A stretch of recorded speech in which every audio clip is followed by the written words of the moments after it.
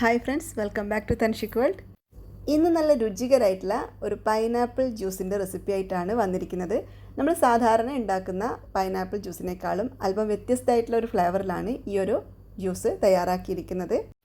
ഇതിനായിട്ട് ആദ്യം തന്നെ ചെറിയ പീസുകളായിട്ട് കട്ട് ചെയ്ത് വെച്ചിരിക്കുന്ന പൈനാപ്പിൾ ഒരു ബ്ലെൻഡറിലോട്ട് ഇട്ട് കൊടുക്കാം. ഞാനിപ്പോൾ ഇവിടെ ഒരു മീഡിയം സൈസിലുള്ള പൈനാപ്പിളിൻ്റെ പകുതിയാണ് എടുത്തിരിക്കുന്നത്. ഇനി ഇതിലേക്ക് ചേർത്ത് കൊടുക്കുന്നത് ക്യാരറ്റാണ്. ഒരു വലിയ ക്യാരറ്റ് നല്ലതുപോലെ കുക്ക് ചെയ്തെടുത്തിട്ടുള്ളതാണിത്.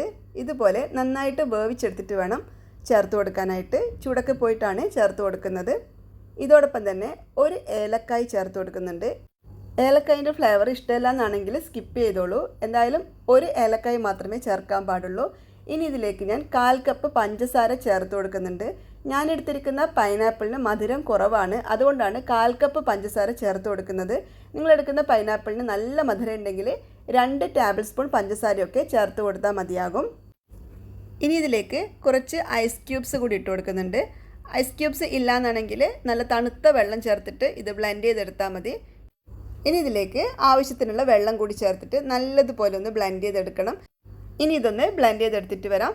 അതിനുശേഷം നല്ലതുപോലെ ഒന്ന് അരിച്ചെടുക്കാം. പൈനാപ്പിളിൻ്റെ ചെറിയ ചെറിയ നാരുകളൊക്കെ ഉണ്ടാകും, അതൊക്കെ ഒന്ന് പോയി കിട്ടാനൊക്കെ ആയിട്ട് ഒന്ന് അരിച്ചെടുക്കാം. ഞാനിത് അല്പം തിക്കായിട്ടാണ് ഈ ഒരു ജ്യൂസ് തയ്യാറാക്കുന്നത്, അധികം വെള്ളം പോലെയല്ല. ഇതിപ്പോൾ കണ്ടല്ലോ, ഇതിങ്ങനെ അരിച്ചെടുത്ത ശേഷം ഒന്നുകൂടി ഞാനിത് ബ്ലെൻഡറിലിട്ടിട്ട് അടിച്ചു കൊടുക്കുകയാണ്. അപ്പോൾ ഇതിലേക്ക് അതിനു കൂടി ആവശ്യമായിട്ടുള്ള വെള്ളം കൂടി ചേർത്ത് കൊടുക്കുന്നുണ്ട്. എന്നിട്ടിത് ഒന്നുകൂടി നല്ലതുപോലെ ബ്ലെൻഡ് ചെയ്തെടുത്തിട്ട് വരാം. മധുരം ആവശ്യമാണെങ്കിൽ ഈ സമയത്ത് കുറച്ചുകൂടി പഞ്ചസാര ചേർത്ത് കൊടുക്കാവുന്നതാണ്. ഇനി ഇത് നേരത്തെ പോലെ തന്നെ ഒന്നുകൂടി ബ്ലെൻഡ് ചെയ്തിട്ട് അരിച്ചെടുക്കാം. നല്ലതുപോലെ ഒന്ന് അരിച്ചെടുക്കണം. അപ്പോൾ ഇതാ നമ്മുടെ പൈനാപ്പിൾ ജ്യൂസ് ഇവിടെ തയ്യാറായിട്ടുണ്ട്. കണ്ടല്ലോ, ഈ ഒരു തിക്നെസ്സിലാണ് ഞാൻ ജ്യൂസ് അടിച്ചെടുത്തിട്ടുള്ളത്. അധികം വെള്ളം പോലെയല്ല. നിങ്ങൾക്ക് കുറച്ചുകൂടി വെള്ളം പോലെ വേണമെന്നുണ്ടെങ്കിൽ കുറച്ചുകൂടി വെള്ളം ചേർത്തിട്ട് മിക്സ് ചെയ്തെടുക്കാവുന്നതാണ്. ഇതിങ്ങനെ കുടിക്കുമ്പോഴായിരിക്കും നല്ല ടേസ്റ്റ് ഉണ്ടാവുക. ആ ക്യാരറ്റിൻ്റെ ഒക്കെ ഒരു ഫ്ലേവർ നല്ലതുപോലെ കിട്ടും. അപ്പോൾ ഇത് വ്യത്യസ്തമായിട്ടുള്ളൊരു ഫ്ലേവറാണ് കേട്ടോ. ഇതുപോലെ ട്രൈ ചെയ്ത് നോക്കിയിട്ടില്ല എന്നാണെങ്കിൽ തീർച്ചയായിട്ടും ഒന്ന് ട്രൈ ചെയ്ത് നോക്കിക്കോളൂ. നമ്മളെപ്പോഴും പൈനാപ്പിൾ ജ്യൂസ് അങ്ങനെ തന്നെയാണല്ലോ കുടിക്കാറ്.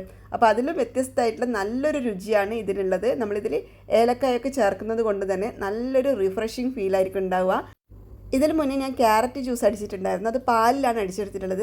അതോടൊപ്പം തന്നെ ഇതുപോലെ ഒരു ഏലക്കായ് കൂടി ചേർത്തിട്ടുണ്ടായിരുന്നു. നല്ല ടേസ്റ്റാണ് അത് കുടിക്കാനായിട്ട്.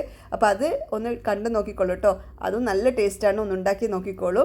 അപ്പോൾ ഈ ഒരു വീഡിയോ എല്ലാവർക്കും ഇഷ്ടപ്പെട്ട് കാണുമെന്ന് വിശ്വസിക്കുന്നു. വീഡിയോ ഇഷ്ടപ്പെട്ടിട്ടുണ്ടെങ്കിൽ ട്രൈ ചെയ്ത് നോക്കാനും നിങ്ങളുടെ വിലയേറിയ അഭിപ്രായങ്ങൾ കമൻസായിട്ട് അറിയിക്കാനും ആരും മറക്കരുത്.